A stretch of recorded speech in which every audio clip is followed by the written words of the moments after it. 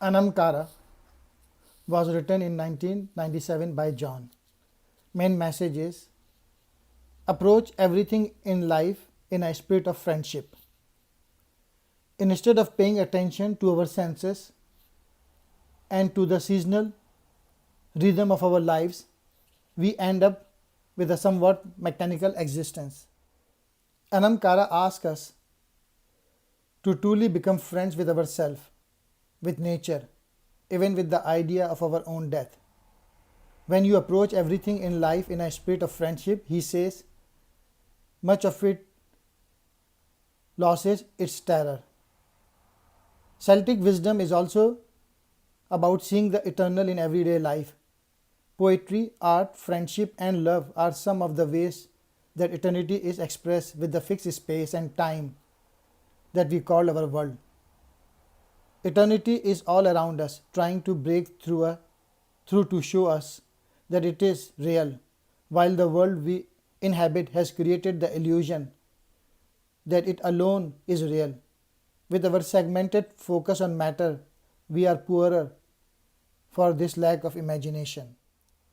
It is not doing a stressful thing that creates stress, John, John points out, but allowing hardly any time for silence so that our minds can recharge.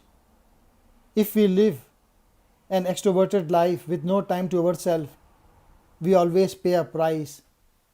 The voice inside us that brings wisdom rarely shouts.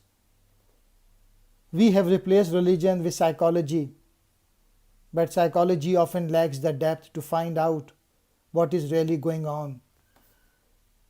The soul is reserved and will reveal its wisdom and provide direction only if we are quiet enough to let it speak. He recalls Pascal's famous remark that most of our problems come from not being able to sit alone in a room and be still.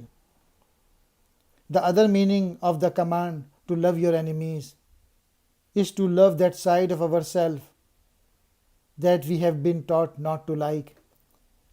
We have been a culture of overanalysis, of too much thinking when we should be living.